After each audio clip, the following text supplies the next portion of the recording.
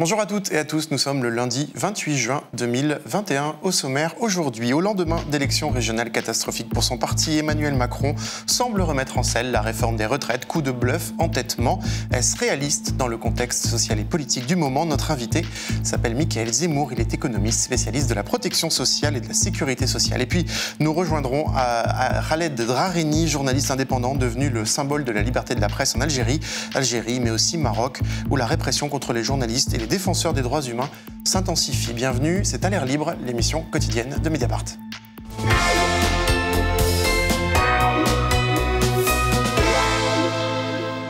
Pour LREM, les régionales sont perdues. Le parti n'a remporté aucune région. Pourtant, le président Emmanuel Macron a décidé qu'il ne tirerait aucune leçon du scrutin. D'ailleurs, il l'avait annoncé avant. Et dans son entourage, on tente une diversion. Le quotidien Les Échos nous apprend ce lundi que le scénario d'une nouvelle réforme des retraites est à nouveau sur la table. Et oui, on la croyait enterrée, elle est encore là. À croire en tout cas Les Échos, une partie du gouvernement et les collaborateurs d'Emmanuel Macron souhaitent, nous dit le quotidien économique, une réforme dès l'automne pour, je cite, renverser la table avec un report possible de l'âge légal de départ en retraite à 64 ans pour les personnes nées en 1964 et bien sûr les suivantes. Une disposition qui serait inscrite, nous dit le quotidien économique, dans le prochain projet de loi de finances, donc à l'automne, et qui pourrait aussi comprendre la fin des régimes spéciaux. Rappelons que l'âge légal de départ à la retraite aujourd'hui c'est 62 ans, donc 2 ans de plus. Alors coup de bluff pour couper l'herbe sous le pied d'une droite requinquée par les régionales, vraie volonté de remettre sur le tapis une réforme que le gouvernement n'a pas réussi à faire passer avant le Covid et qui a occasionné, on s'en souvient, beaucoup de contestations. On va faire le point avec Mickaël Zemmour. Bonjour. Bonjour. Vous êtes économiste à la Sorbonne et à Sciences Po, spécialiste de la protection sociale. Mickaël Zemmour, que pensez-vous de ces annonces? Est-ce que c'est du bluff, un ballon d'essai? Est-ce que c'est plausible? C'est dur de savoir l'avenir. Par contre, c'est vrai que sur la réforme des retraites, depuis que la dernière, la grande réforme systémique du président Macron a été passée au 49.3 puis enterrée, on a eu 3, 4 ou 5 ballons d'essai comme ça sur des réformes en préparation. Et donc, c'est pas la première fois. Et donc, à chaque fois, on se demande, est-ce qu'il faut travailler sur ce nouveau projet ou est-ce que c'est juste un test? Par contre, ce qui est vrai, c'est que si le gouvernement veut agir sur les retraites, il n'a plus beaucoup de fenêtres possibles. Et la seule, en fait, qui reste, c'est le projet de loi de financement de la sécurité sociale de 2022, qui est en ce moment en préparation dans les ministères et qui sera discuté au Parlement à l'automne. Donc ça, c'est vrai. Alors, plusieurs rapports poussent en ce sens, un allongement de l'âge légal notamment. Il y a eu la Cour des comptes et récemment la contribution de 2 économistes, le prix Nobel d'économie Jean Tirole et l'ancien chef économiste du FMI, Olivier Blanchard, qui dans un rapport remis à Emmanuel Macron récemment plaident eux aussi pour une réforme, d'ailleurs une réforme à points, on y reviendra peut-être. Le MEDEF, lui, le patronat, est aussi pour porter l'âge légal à 64 ans, mais considère que c'est pas opportun maintenant, qu'il faut plutôt le faire en début d'un prochain quinquennat présidentiel. Alors, pour vous, j'ai une question très simple. Concrètement, est-ce que le régime des retraites, les comptes de la Sécu sont si mauvais qu'il faut absolument une réforme des retraites? Parce que c'est souvent les mêmes arguments qu'on entend, une sorte de triptyque. Les gens vieillissent, on travaille plus longtemps, les comptes sont mauvais, il faut réformer. Alors, les gens vieillissent, on travaille plus longtemps, c'est vrai. On vit plus longtemps un petit peu aussi. Par contre, le fait que le système de retraite soit en danger de faillite et que du coup il faille une réforme et cette réforme est dans l'urgence, c'est faux. Et ça, c'est pas moi qui le dis, c'est le Conseil d'orientation des retraites qui rend chaque année un rapport sur l'état du système de retraite et puis une projection jusqu'en 2070. Et dans le dernier rapport qui est paru il y a 1 ou 2 semaines, grosso modo, le diagnostic, c'est il n'y a pas de danger financier sur le système. Il y aura peut-être quelques réglages à faire parce qu'on ne sait pas dans quel état sera l'économie dans 2 ans, 3 ans ou 4 ans, mais il n'y a aucun danger de faillite. Par contre, ce que dit le rapport du Conseil d'orientation des retraites, est-ce qu'une vraie question, c'est que si on ne fait pas de réforme des retraites, je dirais en positif, réforme progressiste, les retraites vont se casser la figure. C'est-à-dire que les gens qui ont une quarantaine d'années ou moins, au moment de leur passage à la retraite, auront un niveau de vie sensiblement dégradé par rapport à leur période d'activité. Et donc, ce que nous dit le rapport du corps, c'est pas que le système est en danger de faillite, ça c'est faux. C'est plutôt que si on fait rien, les retraites vont se dégrader et qu'on s'oriente vers un mix retraite publique, privée, par exemple. Alors, il y a eu de nombreuses réformes des retraites ces dernières décennies, 1993, 2003, 2010, 2013, celle de Emmanuel Macron qui a finalement capoté. Est-ce que ces réformes, ça va dans le sens de ce que vous disiez, ont plutôt réduit ou accru les inégalités? Alors, et réduit les pensions, accru ou réduit les pensions? Ce qui est intéressant, c'est qu'on a eu une phase de progrès social qui s'étend de la Seconde Guerre mondiale, 1945, jusqu'au début des années 2000 finalement. C'est-à-dire que pendant toute cette période-là, malgré des réformes qui réduisaient les droits individuels, la durée de retraite s'allongeait et le montant de la retraite augmentait. Et ce qui se passe depuis le milieu des années 2010, c'est un raccourcissement de la durée de retraite et une baisse des taux de remplacement, c'est-à-dire la part de son salaire qu'on garde en allant à la retraite. Et puis surtout, maintenant, depuis 2018, une baisse même du montant moyen de la retraite. Et donc, l'effet des réformes successives qui ont eu lieu, celle de 93, celle de 2010, puis quelques réformes entre tout ça, continuent à se poursuivre. C'est-à-dire que l'allongement de la durée de cotisation va continuer jusqu'à la génération 73, par exemple. Ouais. Et puis, on est sur une phase descendante déjà des retraites. Les gens qui partent à la retraite aujourd'hui vont avoir à peu près 1 an de retraite en moins, compte tenu de leur espérance de vie, que les gens qui sont partis il y a 10 ans. Donc, c'est pour ça que pendant longtemps, on a vendu, entre guillemets, les réformes des retraites en disant, vous savez, on vit plus longtemps, il faut bien travailler un peu plus. Mais en fait, ces gains d'espérance de vie, on les a déjà mangés par les réformes précédentes. Et toute nouvelle réforme qui aurait lieu, par exemple la retraite à 64 ans, ça se traduirait par un raccourcissement de la retraite. Et donc on est déjà dans une phase de régression sociale, on pourrait dire.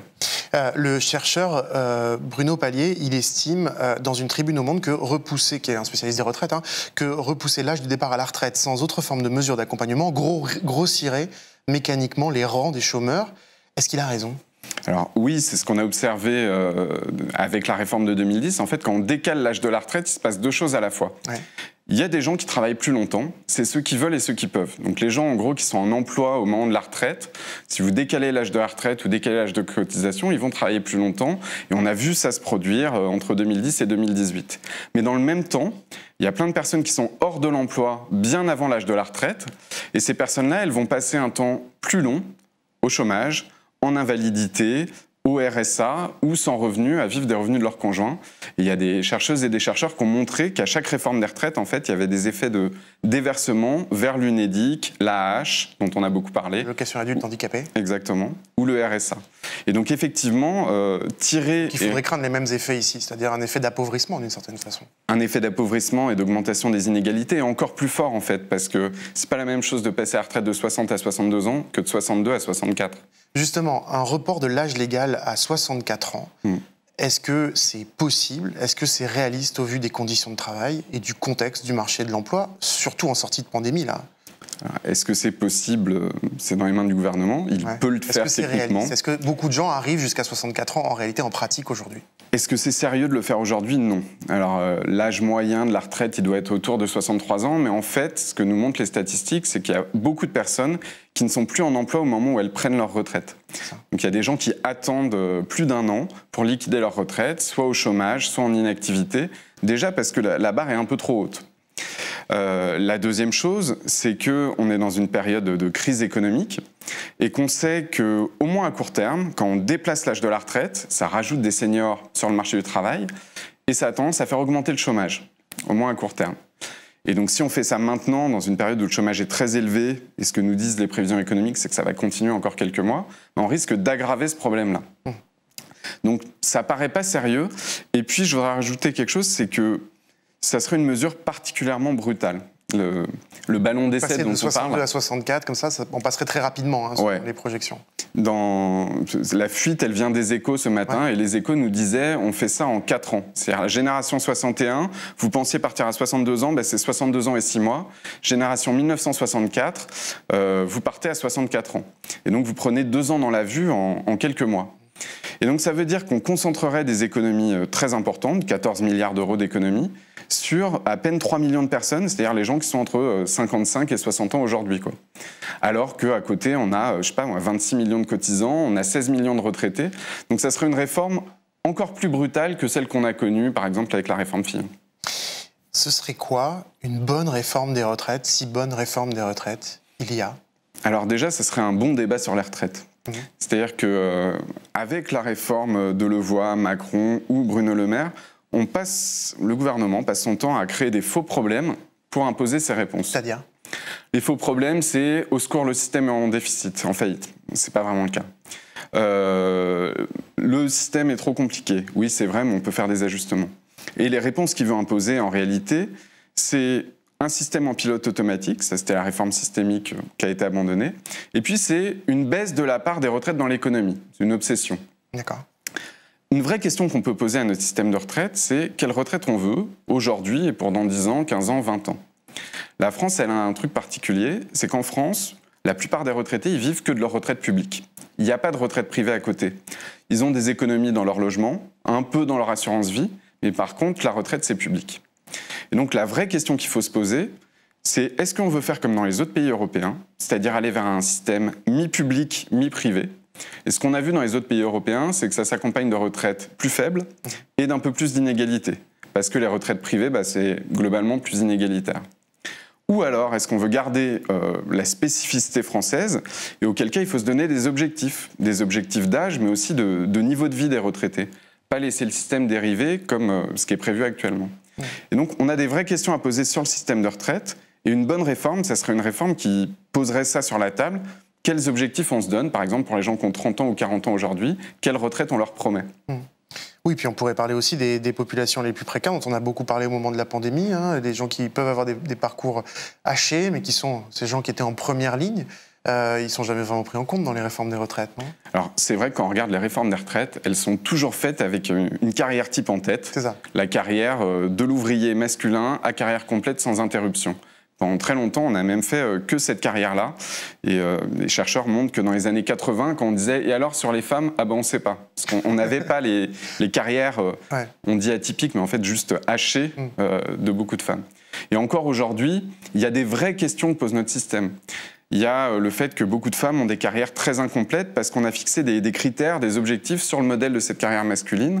Et puis, il y a le cas des polypensionnés, des gens qui travaillent un peu dans le public, un peu dans le privé, un peu à l'étranger, et qui souvent se font avoir aux règles de calcul. Donc ça, c'est aussi des vrais sujets qu'on pourrait adresser, plutôt que d'être tout le temps focalisé sur la réduction des dépenses. Oui, il y a de vraies inégalités dans le système de retraite actuel, mais c'est plutôt ça qu'on pourrait traiter, c'est ce que vous dites. Juste une ou deux petites questions encore. Des syndicats comme la CGT, des partis comme la France Insoumise demandent un retour à l'âge légal de départ à 60 ans. Vu les discours qu'on a en général, ça paraît totalement irréaliste, si on écoute Bruno Le Maire ou Emmanuel Macron. En quoi est-ce que c'est réaliste pour vous ? La possibilité de partir à 60 ans, elle existe encore aujourd'hui pour des gens, par exemple, qui ont des carrières longues. Donc la question, c'est à partir de quel âge on a le droit de partir et aussi avec quelle retraite. Des personnes qui ont commencé très tôt et qui ont une carrière très longue peuvent partir. Par contre, il y a beaucoup de personnes qui, aujourd'hui, doivent attendre 62, 63, parfois même 67 ans pour partir. Donc il faut mettre ensemble deux choses. À partir de quel âge on a le droit de partir et avec quel niveau de pension. Si on veut mettre la retraite à 60 ans, ça veut dire qu'on augmente considérablement les moyens dans le système de retraite. À l'inverse, le gouvernement, il est dans une logique où il dit on ne mettra plus un centime dans le système de retraite, et comme il y aura beaucoup plus de retraités, vous aurez le choix entre partir beaucoup plus tard ou avec beaucoup moins. Il y a sans doute une voie médiane entre les deux, et c'est de ça dont on pourrait discuter avec les options politiques de chaque parti. Un petit mot encore rapidement sur la réforme de l'assurance chômage. Elle devait rentrer en vigueur le 1er juillet. On avait montré à Mediapart qu'elle était extrêmement inégalitaire, qu'elle créait un certain nombre de problèmes vertigineux, qui a d'ailleurs été reconnu par le Conseil d'État, qui a en grande partie censuré notamment les méthodes de calcul de cette nouvelle réforme de l'assurance chômage. Donc elle n'entrera pas en vigueur, on le dit quand même pour ceux qui nous regardent, le 1er juillet, parce qu'elle a inquiété beaucoup de gens. Mais si on prend, et elle était, de fait, elle réduisait un certain nombre de droits, et il y avait des inégalités très importantes. Est-ce que vous craignez qu'en cette sortie de pandémie, on entend des discours, la remise en cause du quoi qu'il en coûte, des discours sur l'austérité budgétaire, notamment Bruno Le Maire le dit, est-ce que vous craignez des attaques contre l'État social, contre l'État-providence dans la période qui arrive, campagne présidentielle, etc., etc. Oui, très clairement, parce que quand on regarde la cohérence du gouvernement ou de Bruno Le Maire, c'est pas un gouvernement qui a une pensée du social, une culture. D'ailleurs, il fait des erreurs, il sait pas bien comment le système marche. C'est plutôt Bercy, le ministère des Finances qui a la main, que le ministère des Affaires sociales. Par contre, il y a deux traits assez cohérents dans cette politique. La première, c'est la réduction à marche forcée des dépenses sociales.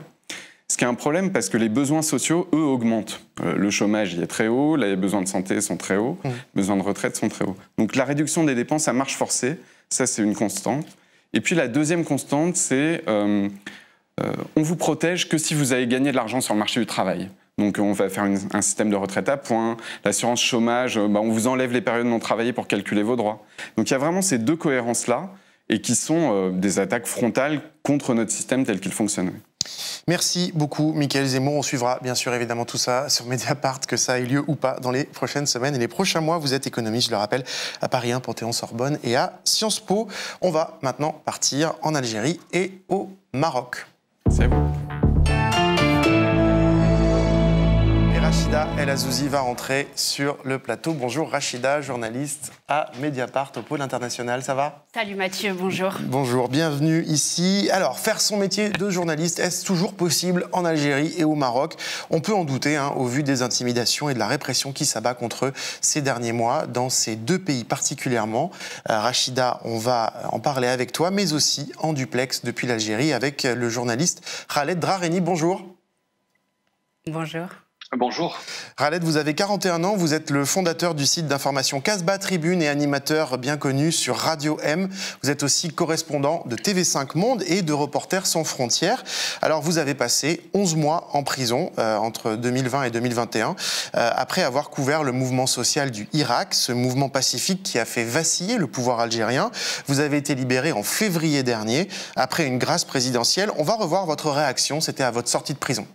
كل اللي ضامنوا معايا الله يحفظك ومع كل المعتقلين بدون اقصاء وان شاء الله يطلقوا المعتقلين الاخرين ان شاء الله يا ربي ان شاء الله ويعتقلوا ويطلقوا الصحفيين ان شاء الله يا رب وانا معركتي من اجل حريه الصحافه في الجزائر رانا كما معركتي كصحفي من اجل حريه الصحافه ستتواصل ان شاء الله. Donc Khaled, déjà un mot, comment allez-vous? Et par ailleurs, est-ce que vous vous sentez toujours dans le collimateur aujourd'hui du pouvoir algérien? Je crois que vous avez été à nouveau arrêté lors d'une manifestation en mai, par exemple.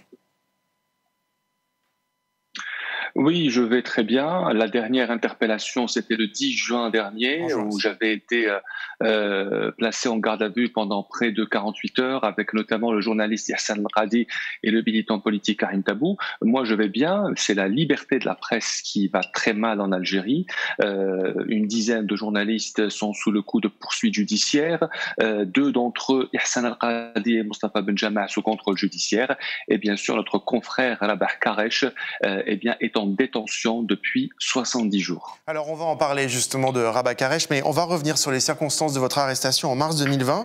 À l'époque, le pouvoir algérien vous a accusé d'incitation à attroupement non armé, c'était le chef officiel d'accusation, et je cite même atteinte à l'unité nationale, tout ça pour avoir couvert des manifestations. En réalité, le procureur, il avait même requis 4 ans de prison contre vous. Comment vous expliquez cette sévérité ? C'est une sévérité, c'est un acharnement contre les journalistes qui font leur travail. Évidemment, les autorités algériennes avaient un problème avec le Hirak et surtout avec la couverture des manifestations populaires. Moi, plusieurs mois avant mon interpellation, j'avais déjà été approché par les services de sécurité qui m'avaient demandé de cesser ma couverture et de cesser mes publications sur les réseaux sociaux, ce que j'ai évidemment refusé parce que je tenais à exercer mon métier en toute liberté et en toute indépendance. Khaled, selon le Comité national algérien pour la libération des détenus, au moins 260 personnes sont aujourd'hui incarcérées en Algérie pour des faits en lien avec le Hirak, des journalistes, mais aussi des activistes, des défenseurs des droits humains. Diriez-vous aujourd'hui que le métier de journaliste est devenu impossible à exercer en Algérie ?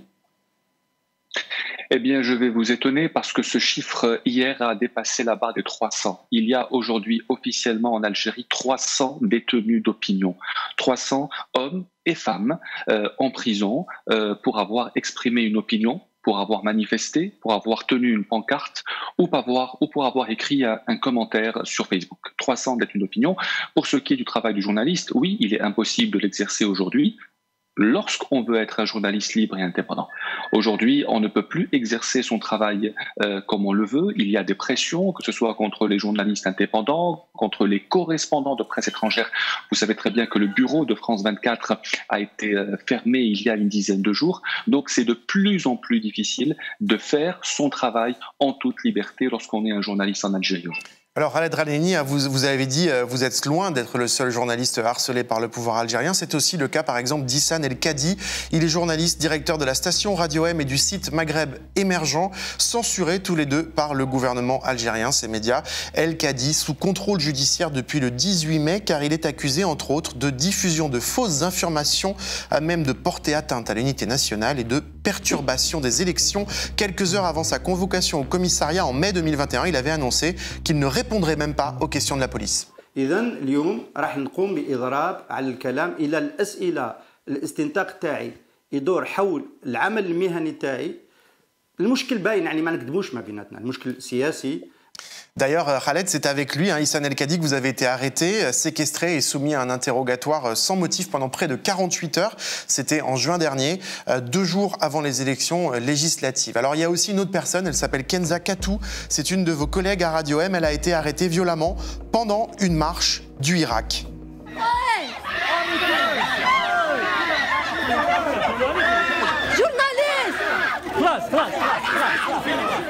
Et au début du mois de juin, elle a été condamnée à 3 mois de prison avec sursis et 20 000 dinars d'amende pour outrage à corps constitué. Et ces derniers jours, c'est pas fini, les réseaux sociaux ont beaucoup parlé d'un autre de vos confrères. Il s'appelle Rabah Karesh, vous en avez parlé. C'est le correspondant à Taman Rasset du quotidien Liberté. Lui est emprisonné depuis 2 mois dans l'attente d'un procès pour diffusion de fausses informations après avoir diffusé le compte-rendu d'une manifestation de Touareg, une minorité marginalisée en Algérie. Les journalistes et citoyens algériens se sont mobilisés pour le soutenir.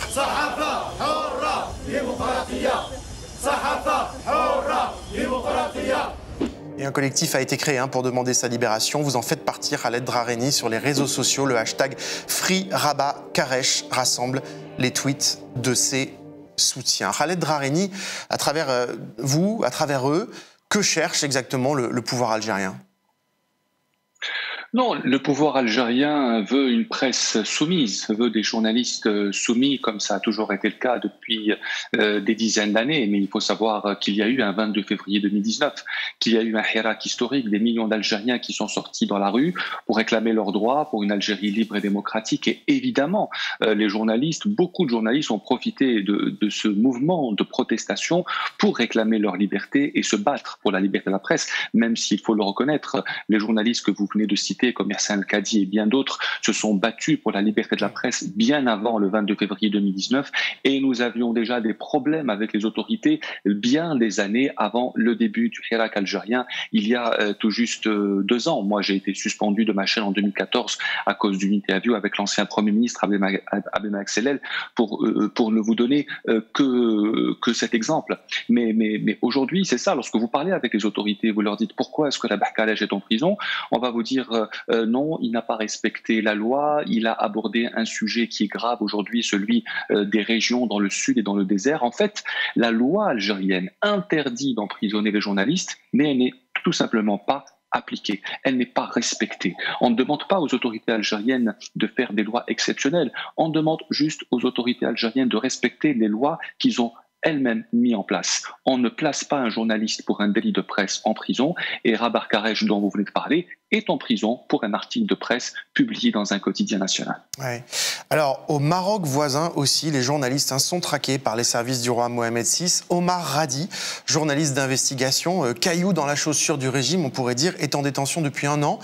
Il a été accusé de viol par une de ses collègues, charge qui s'ajoute à des poursuites pour espionnage et atteinte à la sûreté de l'État. Il y a aussi quelqu'un qui s'appelle Souleymane Raissouni, ancien rédacteur en chef du quotidien Akhbar al-Ayoum, incarcéré lui aussi depuis 1 an pour attentat à la pudeur et séquestration. Il est l'oncle de la journaliste Hajar Raissouni qui avait, elle, été aussi condamnée en 2019 pour relations sexuelles hors mariage et avortement illégal sur la base de rapports médicaux truqués. D'ailleurs, l'annonce de sa condamnation avait provoqué un tollé international et le roi l'avait finalement gracié.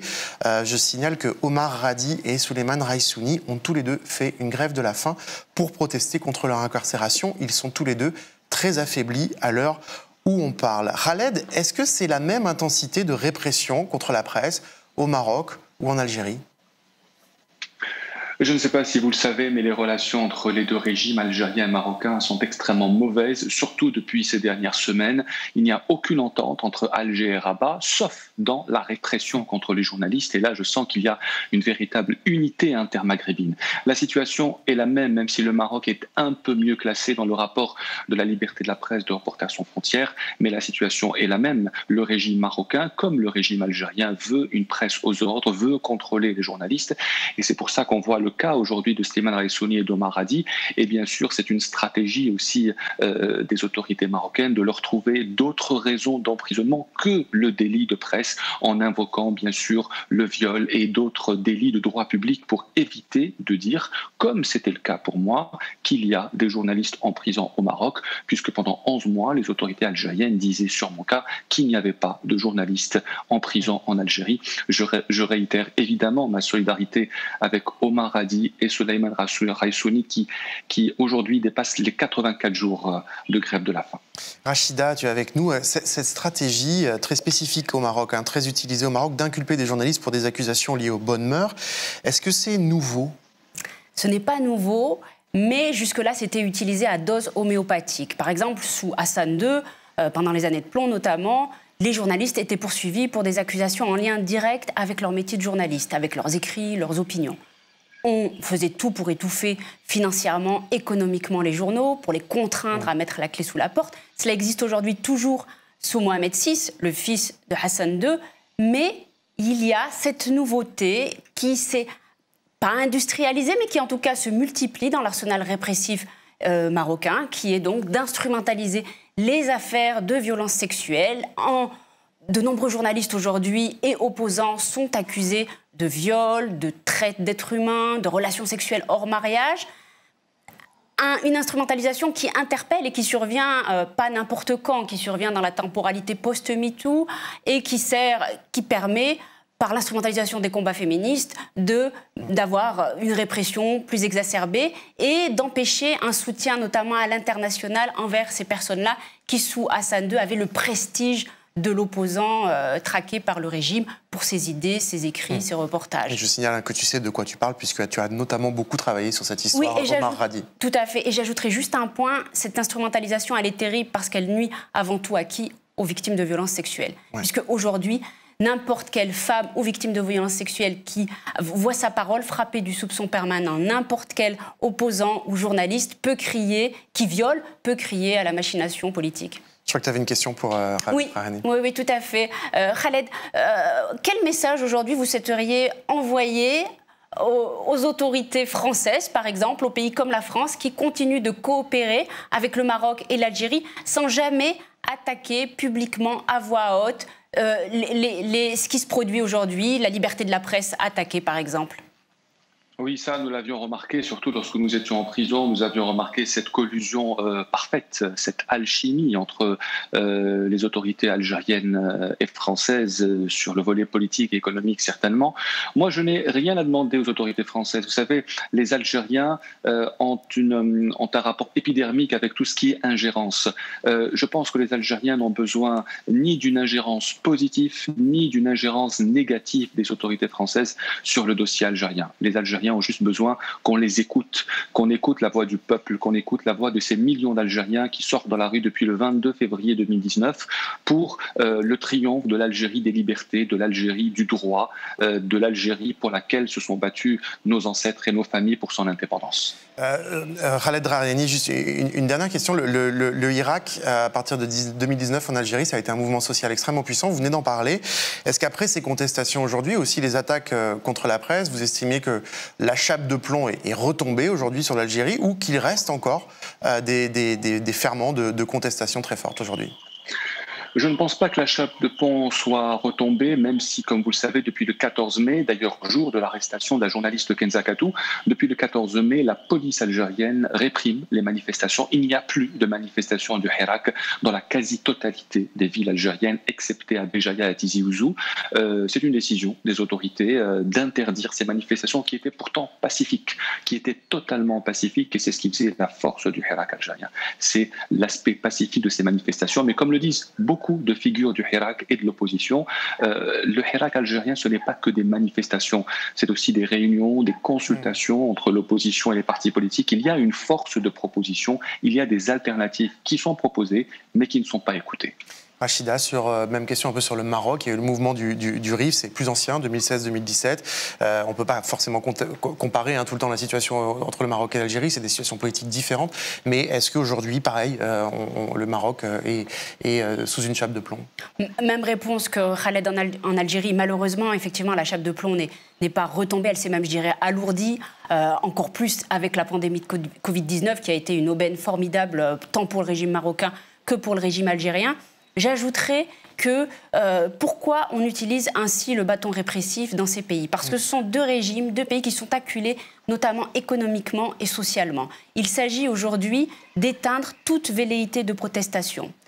Parce que de plus en plus, les peuples, que ce soit au Maroc ou en Algérie, on l'a vu avec le Hirak du Maroc, on l'a vu avec le Hirak algérien qui est toujours en cours, on demande la dignité, la justice, l'égalité. Et ça, ces régimes-là ne peuvent pas les offrir. Ils ne peuvent pas offrir un accès à la santé, au travail, à l'éducation, une vie digne.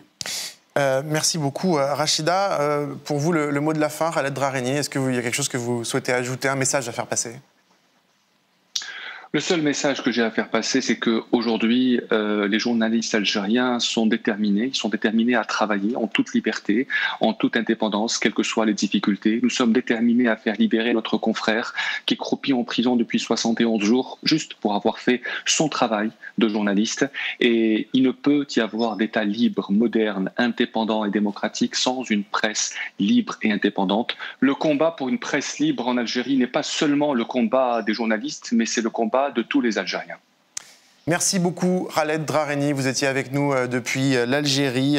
Khaled Drareni, célèbre journaliste algérien, emprisonné 11 mois par le régime après avoir couvert le mouvement social du Hirak. On vous envoie tout notre soutien, ainsi qu'aux nombreux journalistes dont nous avons parlé. Rachida El Azzouzi, merci à toi. On te lit évidemment sur Mediapart. Tu vas rester avec moi un instant pour le 24 heures. Si vous n'avez pas lu Mediapart depuis 24 heures, petite séance de rattrapage, surtout abonnez-vous. Vous le savez, Mediapart ne vous informe que grâce aux abonnements. On part au Sahel. Rémi Carayol a enquêté sur les frappes de l'armée française dans le cadre de l'opération Barkhane.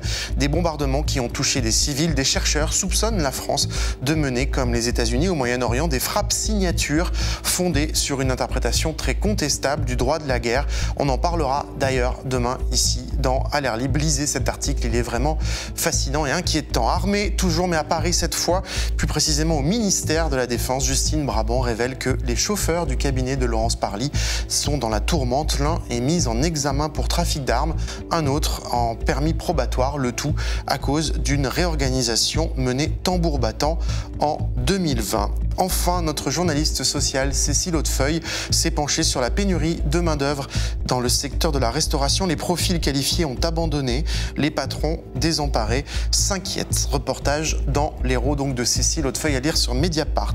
Voilà, merci beaucoup de nous avoir suivis à l'air libre. C'est fini pour aujourd'hui. On se retrouve demain, même heure, même endroit. Prenez soin de vous.